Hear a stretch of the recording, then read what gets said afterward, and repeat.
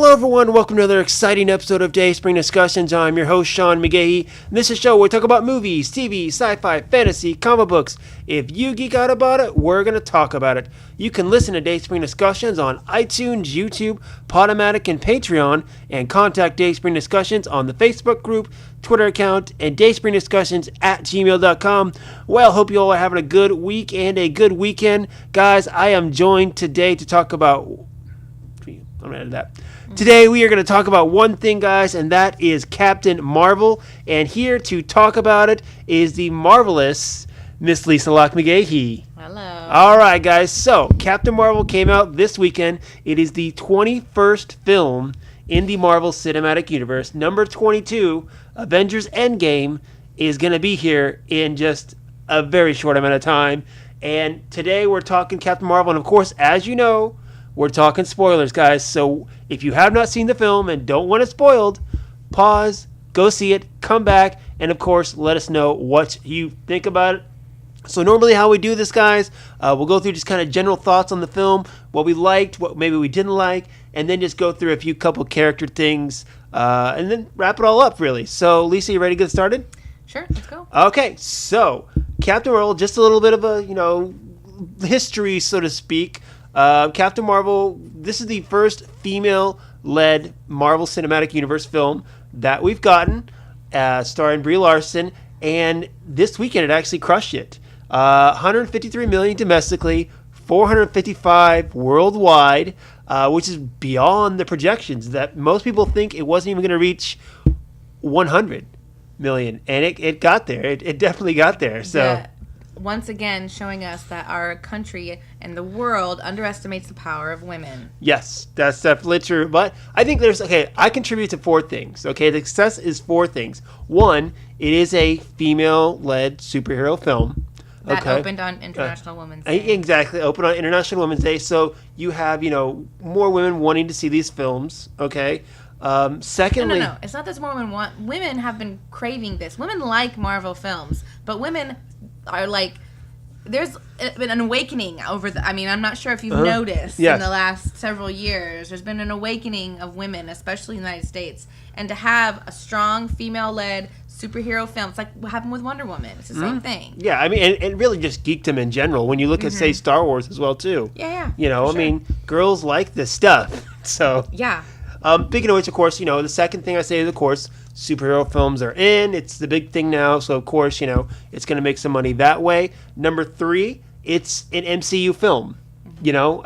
At this point, MCU, the audience has earned, the MCU's trust. Or we know that if we walk into a Marvel Studios film, it's going to be at least decent. A lot of them, I don't like Iron Man 3. I don't like Thor: The Dark World. But they're not complete shit, Right. Not like some other studio superhero films, so to speak, okay? True story. All right. And then third is going to be, of course, the Infinity War plug. Avengers Infinity War, biggest comic book superhero film ever, and at the very end of it, it plugged Captain Marvel. Now, no one really knew who Captain Marvel was, but everyone who saw Infinity War and thought, what is that, and what's going to come next, it's probably going to go see Captain Marvel. I think it's more than that, though. I think it makes me think a lot about what Campia says, is when you see a good superhero film, you're excited for the next superhero film. Whether it's DC, Marvel, whatever it is. When you see any film, when you see a good film, you're excited to go back to the movies. Yeah. And I think coming off of Infinity War and how much everybody loved Infinity War, like everybody was just ready and excited for another Marvel film, or another superhero film. It's true. And so this just kind of played right into I will say yes and no to that because, you have Ant-Man and the Wasp that, was right after Infinity War. But like I said, I think what kind of hurt it was the fact that they didn't plug Ant-Man and the Wasp at the end of Infinity War. And it's kind of how I feel about it, which, it's still a fine film. But plus, that was a sequel. Yeah, but this is something that everyone who saw Infinity War hopefully stayed to the end of the credits. They saw that little plug, and I'm very surprised that I initially thought when they started doing the Avengers Endgame trailers, like the first one we got, I could have sworn they were going to put Captain Marvel in there. Why? Because, again, everyone who saw Infinity War wants to see Endgame. And if you put that Captain Marvel is going to be an Endgame, they're going to want to go see Captain Marvel to figure out who she is before they see Endgame. So maybe the next one they'll do that. But anyway, that's, the 4 things why I think it's doing so well. And plus, it's a pretty good film, too. Mm-hmm. So, all right, so let's just get into it. Thoughts on the film in general. Go. Oh, I get to go first. You always go first. Okay. No, I liked it quite a bit. I liked it much better than I expected to, especially going into it knowing, absolutely nothing about the character. Mm-hmm. A lot of the Marvel films, Guardians of the Galaxy, I think was probably the other one where, I went into it knowing... Completely blind, right. And I quite enjoyed that one as well. But I overall liked it very much. I thought the storyline was good. I thought all the acting was very well. Yeah. It was very well done. As an origin story, I was intrigued. It felt a little different, I think, for an origin story, because, usually you get, you're told in a linear fashion. You're like, this one was more in flashbacks. Yeah, this is who the person was. This is what happened to them. This is how they became a superhero. Exactly. Mm-hmm. With this one, it was more flashbacks, and it was a little out of order, I guess, which I kind of enjoyed. Well, and I think it was neat how they did it in flashbacks, too, because it wasn't just we were learning her origin story. She was learning her origin story at the same time. So, as she was discovering who she was at the same time we were discovering who she was, which I thought was kind of neat because, I think it kind of gave her a different grasp of her powers because she was learning how to use them without really understanding what they were or where they came from. Unlike most superheroes where they get their powers and they're like, oh, sweet powers. And then they, they start using them. Yeah. She had these powers, didn't really understand where they came from, learned through and then in learning, it really helped her harness who she was and what she was capable of and what she wanted. So, of course, being the fact that it is a, female superhero film, I felt like there was a little bit of that, feminist underlying tone where in the film, she, kept on saying by the Kree, by Jude Law's character, you need us, you're nothing without us or whatever. And then at the end of the film, he's talking to her. He's like, come on, let's do this. And he zaps her and she's like, I don't have to prove anything to you. Mm-hmm. I felt like there was kind of an underlying feminist message in there. Well, the whole film, I think, had a lot of that, but in a very realistic way, not just in her coming to terms with who she is. From the very beginning, she's being trained to be a warrior, but then consistently being told that she's not ready. Where she knows she's ready. And then that paralleled back to her... In the flashbacks. Right, back to her flashbacks. Where, exactly, even, when she was on Earth, when she was trying to become a pilot, even as a child... As a child racing, Yeah, everything that she did, she felt like... Where if a boy would get knocked down, the expectation is that he get back up.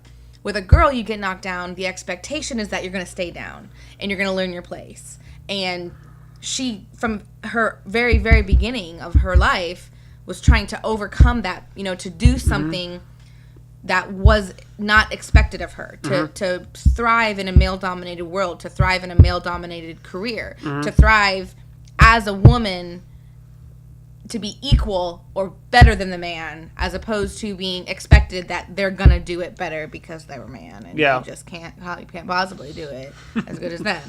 Where she was like, forget it, I can, and I will. It's like, what's that thing her and her friend always say? Farther, higher, further, faster. No, it's 3 F's. Higher. No, it's 3 F's. No, Farther. It's 3 F's. Higher, further, faster. No, it was 3 F words. Hold on, we're gonna faster, further. I don't know. It's 3 F's. I think it's the higher, further. It wasn't higher. I don't think it was 3 F words. I swear. Hold on, we're looking this up here. Farther, further, farther. No, faster, further. Higher, further, faster. No, Captain that doesn't Marvel. mean it's right. Just because it came up in Google. Okay, it's in Empire. It's in Collider. It's higher, further, faster. Okay, fine. Higher, further, faster. Okay. Whatever. That thing that she was, that's... Keep pushing themselves, pretty much. Right, exactly. And her... But, it's her and the other female characters that feel like they need to do that. That they have to... not that I'm saying men don't push themselves. Yeah, just they feel like they have more to prove. Yeah, they have to... Not that they have to prove it, as opposed to it being... acceptable just as a guy. Right. Anyway. But I think that theme goes throughout the film and everything that she does. Yeah, I think it's interesting. Of course, too, the most powerful character in the MCU is a woman. Which, yeah, that end battle scene, she was sitting there when she finally learned how to harness her powers and she was kicking ass. I was like, I had this almost like Superman feel to it where they were just going to just wreck and shop just because of how powerful she was, of course. Yeah. So that was pretty cool. But overall, you enjoyed the film, right? Yes, overall, I liked it. I'd like to take Nora to see it. I don't know if she would want to sit through it, but yeah, we'll definitely, maybe when it comes to video, of course, we'll have her sit down and watch it. I enjoyed it as well. It's not one of my, top 5 MCU films, but mainly a lot of it has to do with the fact that there's a lot of good MCU films, in my opinion. So I would, probably put it somewhere in the middle, definitely. But I definitely enjoyed it more than other origin stories of the Marvel Cinematic Universe. But very solid films. As far as faults in it, I mean, there weren't a lot, per se. One thing that I would like to have seen more of is, given the fact that we are going back to 1995, we're seeing the beginnings of Agent Coulson and Nick Fury and also S.H.I.E.L.D. too. When, S.H.I.E.L.D., I would love to have gotten an appearance by Agent Carter, which would have been nice. She's probably older but still around at that time. And B, Robert Redford's character from Winter Soldier, he was still around as well. Maybe give a quick, Redford cameo or even a mention of his character's name, I think would have been cool. But also with Fury, he's basically the second lead in this film. And he pops up, when she lands and, introduces himself. And he's talking about how, I was about to, give up and I had a desk job before I met you. And I would have liked to have seen a scene before that, before he meets Beers or Carol or whatever you want to call her. Because she's never called Captain Marvel in the movie still. She's not. But before that, when, he would have been sitting at a desk, kind of down on luck, I'm this Not job going is waiting. anywhere. Yeah, exactly. And then he meets her, and then it turns around. I would have liked to have seen that scene before that, that lets us know he is changing, I guess you would say. But we didn't get that. But overall, I mean, I don't really think I can have too many complaints. I mean, we talked. And none of those things that you've just said are actually complaints. The movie's fine without any of those. No, I think Right, it would have helped the character, though. Except that we already know him. The movie was about her. I want to know about him beforehand, though. This whole thing is about getting to know Fury before he was Fury, Right, I'm getting it. I'm just saying I don't think it's necessary. I did not feel like that was necessary at all. Because this film was about her. It's not about him. It's about her. So for me, I would have felt like that would have been unnecessary. Okay. I'm just saying I don't think I would have disliked the film if it was in there. But I'm saying your critiques are not necessarily anything that needs to be in there. You would have liked it if it was, but it didn't take away. It wasn't a negative that it wasn't there. Is what I'm saying. No, yeah, I would have liked to have been it in there just to help the story a little bit. But I don't think it made a difference to the story. I think the story was completely developed fair without it. I forgot my phone actually. And our friend Al, if you're listening to this, he didn't like the film as much. Actually, he had some complaints about the film. Actually, let me grab my phone. Hold on. Okay, so Al's complaints about the film. Hold on. Let's see here. I get it. She got knocked down and back up, but she never had a big failure. Oh, and she's trying to break out. We're just gonna sit there and watch. What happened those million times after she stood up? They never gave her a backstory, and everyone was cheesy, even the dialogue. I don't understand. So basically, I say he didn't like. Let's see. I guess he just said he didn't like the backstory, and I heard this too, where she's kind of like a Mary Sue, where she didn't struggle throughout the film, is what they said, which I don't believe. I don't think that's true at all. No, they think. They're thinking more of a physical struggle, I guess, but emotional. It's something emotional. I mean, every single time she got knocked down, you see that she overcame it because she got knocked down again later in life, doing something bigger and better. Like she gets knocked down on the go-kart, she gets back up. Then you see her in the military. She overcame that. That is each of those flashbacks. Each time she was shown getting knocked down and getting back up again, the next scene she was accomplishing something more. That's showing that she overcame it. Yeah, and for me too, it's all about she's a very powerful character, and people are saying it because powerful characters, it's hard to show them struggle, and once she got her powers, it was so easy for her. But this is the same thing I tell people about Superman. Yes, he's a very powerful character, so to give him a good Superman story, you have to make the struggle internally, which I think that's what they did in this film. Yeah, I mean, the whole movie was her internal struggle with her coming to terms with the fact that she didn't have to prove herself to anyone. She had been spending her whole life trying to show other people that she was good enough, that she was their equal, and she got to the point where she finally realized, it was when she did realize that she didn't have to prove anything. That's when she realized her full potential. Like, I mean, I think maybe you just have to be a woman to understand it. I mean, I totally understand. I get, like I said, I think that people who are saying that are looking at it from a physical perspective at the end of the film when she got her powers and just like it was done like that. But if you look at the rest of the film, she struggled. So, what do you think of Goose? That's the cat, right? The cat, yes. I know. I'm like kind of indifferent about it. Yeah, I wish they wouldn't have made him a weird alien thing. Well, he is in the comic. In the comics, he's called Chewie, and that's what he is. Yeah, I thought it was kind of weird. Yeah, I mean, I didn't dislike it, but I thought it was kind of weird. I'm very disappointed. That's how Fury got his eye out. I'm very disappointed. That's how we learn, Well, especially because he said before that it happened when he trusted. Last time I trusted someone, I lost an eye. Right, and it's that he trusted a cat. I mean, he flurkin or whatever. He did love that cat pretty much. He did. But he was anyway. I also thought that was kind of lame. Yeah, exactly. I thought it was a very lame way. I mean, I wanted to see something cool. I mean, because my theory was, the Ben Mendelsohn character who was posing as his boss betrays him, and that's how he loses the eye. Was my theory, but well, the other thing too that bothers me about the cat, and the use of the Tesseract in general, is our first introduction to the Tesseract. People couldn't hold it. People couldn't touch it. It would like literally burn through the floors. It seems like you put it on something and it was. Now it's like anyone can just grab it. I'm trying to think who grabbed it. A cat can freaking eat it. Well, because the cat's an alien, so you can go the loophole. It's an alien and not a human. Saying. I mean, it just seems like in previous at the beginning when the Tesseract first came to it, you couldn't even hardly look at it because it contained its power. Yeah, like when Red Skull actually touched it and it shot him into space. Right, you know what I'm saying? Like, and now it's like it's just gonna sit on Nick Fury's desk at the end, like, oh look, it's a cute. Yeah, and Jaime came in the store today too, and we were talking about kind of what you and I were talking about the timeline of the Tesseract, and we were going through it, and now it's like, okay, we thought it went straight from Howard Stark to Nick Fury. Now we know there's this pit stop at Dr. Lawson. So now it's like, okay, we got a little bit of a story more of like the timeline of where it was, but now we have more questions of how to get from Stark to Lawson, and added more depth to the journey of the Tesseract, nonetheless. So okay, so anything come to mind as far as complaints, I guess too? I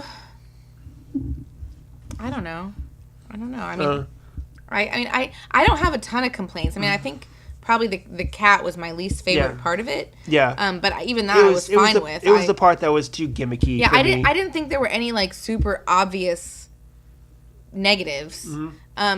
I mean, I think they did a really good job. Like, I told you before, I was really confused at the beginning when she was, with the Kree, because I was like, my only knowledge of the Kree was Ronan, and I knew he was a bad guy. Yeah. So I was really super confused at the beginning why she was a Kree, like why she was with the Kree, because I was like, aren't the Kree bad? Like, I was confused. So then it like made sense at the end when I'm like, oh yeah, they are bad. Yeah. Well, you see the twist there too. So that was something as well, because in the trailers and from we know the shape-shifting Skrulls, Ben Mendelsohn's character too, they seemed going to be the bad guy, and I knew there was going to be a twist where she was going to find out that the Kree were really part of the bad guys, because in the comics too, the Skrulls have always been really bad guys, and the Kree haven't been always evil per se. They're just like any you could go political and say they're just like any other nation or race of people that are just trying to carve out their own spot, but they weren't exactly innocent. Well, and so even in this one, you don't necessarily know that all the Kree are. I mean, obviously Jude Law's character is working with Ronan, so maybe Ronan just has like a renegade group of Kree. Yeah. Maybe it's not all the Kree. Like, I don't know. Well, because in Guardians of the Galaxy, which is takes place years later, they when Glenn Close's character is talking to one of the leaders of the Kree Empire, and he's like, no, he's not a part of us anymore. He's Yeah. So else. I mean, it seems like even back here, it's possible that this is like the beginnings of Ronan breaking off and taking people with him. And that's what I thought we were going to see, of course. But, we got very little of Ronan in this, which, again, we talked about, you had to put a Kree in there. And that's really all it was. It's like, well, if we're going to put a Kree general in there, let's put Ronan in there, And he didn't really serve too much of a purpose. No, I mean, except he was having him be the one that, like, Jude Law and his team were reporting to kind of shows you... Maybe it was this, like, renegade cell. Yeah, too. Or the fact that, where he stood in the Kree Empire at that time and, maybe see his fall, so to speak, too, at some point. I mean, they're still telling stories and they could go anywhere with it. I mean, we could see him pop up later on, too. But anyway, okay. So let's get into some characters. First off, let's start with the lady herself, Brie Larson. She was announced as getting this part right after she won her Academy Award for the movie Room. And I tell people this, if you want to see the best Brie Larson, go see Room. And there's another one she did with Woody Harrelson called The Glass House. Great performances, lets you know she is a world-class talent. So when she was cast as Captain Marvel, I was like, yes, great. Good actress, that's fine. Good job. But with the trailers, when I watched it, she came off kind of stiff in the trailers. And I was like, well, she's probably being mind controlled by the Kree or, whatever was going on. And I was hoping going into it wasn't going to be what I feared was just a stiff performance by her. But when I watched the film, I was kind of looking at it from that perspective too. And it's really what the character should have been, which was arrogant. I mean, she played it very arrogant, kind of like, like, I know him better than you, It's like the way she talked to everyone. It's like she knows she has this power, even though she doesn't know how to use it, And I think that goes with her character, not only, as she was with the Kree, but also probably with the attitude she had growing up and stuff like that as well. Again, having to prove herself a little bit more than, say, the male counterparts or other people that she knew. So I think for the role, the performance, the arrogance that the character came with, I think she pulled it off nicely. What do you think? No, I think she did a great job. I think, too, just in interviews I've seen with her since, I feel like her personality kind of showed in the character. Like, I feel like Captain Marvel, whatever, Carol Danvers, kind of seems like her playfulness seems like that is what Brie Larson is really like. So, I mean, maybe she's not, but that's how she seems to be. Yeah, she does seem a little playful lately. Yeah. Like, no, I think she did fine. I really enjoyed the character. I think she had the right amount of, when she needed to be emotional, when she needed to be strong, like when she needed to be, I thought she did great against Samuel Jackson. Like, I think the two of them really played off each other. Like, they're like, I'm not sure the word, whatever. Their playfulness They're together, like a buddy cop, and that's kind of what it was. It was a buddy cop film almost. So it was, Samuel Jackson, of course, Nick Fury, again, popping up. And we go back years, of course. He's definitely played a little more innocent Nick Fury. I gotta say, another one of those, like, shoehorn gimmick things in there is how he was typing up the initiative, and it was the Protector Initiative. But then he saw the picture of her, and she was Carol Avenger Danvers. Again, I think a little too cheesy for my taste is what it came out to. But in any event, he did fine. Of course, Samuel Jackson does what he does. I thought it's some of those fight sequence though. As I was thinking about it, I was like, they de-aged him a little bit, but he's still 70 years old, and I'm thinking like, okay, at what point, how many of those moves did he actually do himself? How many were stunt doubles? I feel like quite a bit probably stunt. A lot of stunt doubles. Well, exactly. So, but Samuel Jackson, great. The alleged villain of the film was Ben Mendelsohn. He's awesome. Turns out he's not. And it's one of those things where in this film, I felt like it was going to be another typecasting for him, with Ready Player One and Rogue One. I felt like he was going to play that quintessential, type of villain. And it almost started off that way. But, of course, when we have the twist at the end, it comes off as something different. At the end. The twist was really kind of in the middle. Not really. It was, you had maybe 30 minutes, left in the movie, if that. But, it was good. I mean, I think he played the character very well, the way they happened. I loved seeing the Skrulls. That was awesome. I remember seeing them in the film, and the Skrulls appeared, and I was like, Skrulls! Because I know the Skrulls, so, it was nice to see them on screen. It was exciting. And what they can do with the Skrulls now as far as Secret Invasion, Kree-Skrull War, and many other things that happen. Super Skrull, Fantastic Four, the Super Skrull, man, that's going to be awesome. So, anyway. It's going to be awesome. It's going to be awesome. Well, they got Fantastic Four coming, so yeah. Bring in the Super Skrull. Mm-hmm. All right. Jude Law as Yon-Rogg. Is that how you say it? Mm-hmm. I don't know. Anyway, Jude Law, go for it. Just go. Just go. Just say it. Just say it, okay? I just love Jude Law. Uh-huh. He's so pretty. You did mention, of course, a question that I hadn't, couldn't answer, of course, was why all the other Kree were blue. That was like, because his eyes were different. Yeah. Well, I love what they did with his eyes in the movie. Well, they did the same thing with Annette Bening's, too. They were green, like, eyes. Yeah. They were cool. Whatever they did with eyes. But yeah, that was as we were leaving, I was thinking, I'm like, why was he the only Kree that wasn't blue? And I don't know the character. Like, I'm not a big Captain Marvel fan or know the Kree that well, so I couldn't answer that question. Maybe if I go and look up the character, find something, but I couldn't tell you that. Maybe just they didn't want to, change his pretty face. I'm glad they did not, because it's so pretty. No, I love Jude Law. He's a great actor. I really think he also, I think the way that he and her played together at the beginning, especially when they were training together, I think they had their relationship was really well done. I think the movie did a great job at like not letting you know too soon that he was the bad guy. Yeah. He was very believable, and what he was doing, I really enjoyed it. I thought he did a great job. Yeah. All right. Annette Bening as Supreme Intelligence / Dr. Lawson. Now, I read an article today that said actually at first, so the Lawson character in the comics was male. And they were originally going to cast a male as the role, but then at one point, one of the writers, in the middle of the night, they had already finished the script and everything, and they were casting people, and they're like, wait a minute. He woke up and like called the producers to be like, what if they were the same person? And, did this whole twist on it, and they're like, oh, you mean we get twice as much Annette Bening? Yes. Annette Bening is also amazing. Yes, exactly. So, she played the part. I thought the way they twisted that together, I thought was very well done. And it totally makes... I'm really glad that they made Lawson a woman, because it makes way more sense in the way that they played Carol Danvers' character, that she would have gone on that flight with a woman as her like the person that she looked up to and that she worked with. I think it makes way more sense having her female. I agree. And now, of course, too, the fact that, she had an Infinity Stone really is what it is. Now that makes that character like, well, how'd she get it? It gives her maybe, again, using her maybe in another movie or something else down the road, perhaps, with that character would be interesting. So, cool. All right.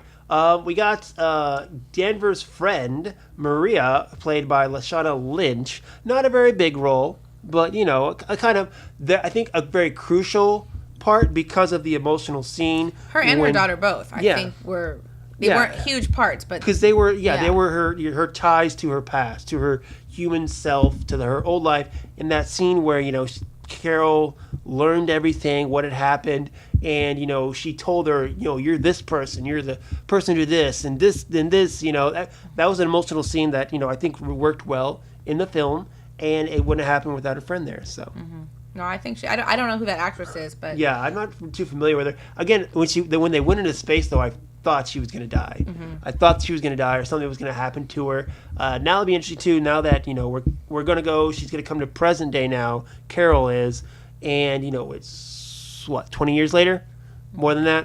The little girl's grown up. Maybe we'll see her as an adult. Like I said, maybe we'll see her as an adult in Endgame. Maybe either her or her mom got dusted. Maybe both of them got dusted.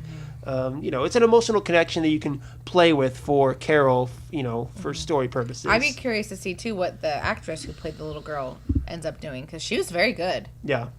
She was really good. Doing a good job. So, and then kind of to round out the cast, we got Clark Gregg back as Agent Coulson. Now, for some of us who don't watch Agents of S.H.I.E.L.D. because we find it to be a horrible show. Is it still on? It's still on. Yeah. Every season they're thinking it's going to get canceled, and then it just keeps treading along. Although I think they might have officially announced this next one as their last season. I'm not sure, but I think it's ending this last season. But to some of us who don't like the show, Coulson is dead. And a month or two ago, I picked up this Marvel Cinematic, visual dictionary or whatever, and it mentioned, all the movies and stuff like that. But even though like Agents of S.H.I.E.L.D. or even like the Netflix stuff is allegedly part of the MCU, it didn't mention any of it. It stuck strictly to the films. So again, let's put the stamp on, doesn't count. So Coulson is dead. Except for in this movie, where he's the past. And again, the a small sample size of Clark Gregg, so, I really can't say nay or nay, but he's Clark Gregg. He does what he does. He does a great job. Exactly. So, and then all the others are just kind of, characters that I don't think had a big enough role to really comment too much on. But let's comment on Stan the Man. Of course, we got a nice little Stan Lee tribute in this at the beginning with the Marvel Studios logo, which I enjoyed. And I think I'm the only person in the film who laughed out loud at his cameo, of course, because he's sitting on the bus reading the Mallrats script, which is a film he was in the 90s, and no one else got it. I don't think that no one else got it. Just no one else made a little... Okay, so like no one else is as big a Mallrats fan as I am, I guess I would say. But I thought it was the greatest one. And we only got 2 more cameos left by Stan Lee. Allegedly, of course, they said he's filmed up through Far From Home because that's the ones that they've actually finished, got to before he died. So the Stan Lee cameos after, decades of being in Marvel movies are going to come to an end, which is kind of sad. So. But yeah.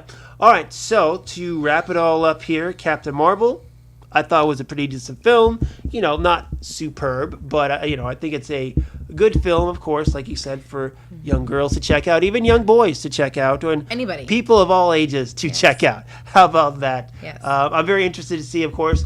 Let's go into post and mid-credit scene before we wrap up here. The post-credit scene, let's just say, it was a throwaway. It was stupid. Marvel lately has been doing the mid-credit scene as the important thing, and the post-credit scene is kind of a throwaway, except for Infinity War, because, it was that Captain Marvel tease. You got to see what was happening with Nick Fury, all that stuff. But this one, people are kind of guessing, too, how at the end of Doctor Strange, you got a tease for Thor Ragnarok where Strange is talking to Thor. And that wasn't just like for the credits. That was actually a scene in the film. So people are wondering, when Captain Marvel shows up, is this actually a scene in the film or is it just something for the post-credits of this? Like when we get to Endgame, is Captain Marvel already going to be there? Oh, maybe. Maybe? Man, we don't know. We don't know, but it was good. It was a little tease. Just nothing big. So, but anyway, guys, that is it. Captain Marvel. Hopefully, you've seen it by now. Because if not, we just ruined everything for you. Sorry, but time. You'll still enjoy it. Yes. You'll see it anyway. Time for you to fire back and let us know what you think. Twitter, Instagram, Facebook, dayspringdiscussions@gmail.com. Let us know. Anything else before we check out? No. I'll tell you one thing though. This film makes me like cats less even now. As much as I did not like cats, I like cats just a little bit less still. So, but all right, guys. Well, that is it for today. Go out, enjoy your week, and we will see you next time. Until then, may the force be with us all.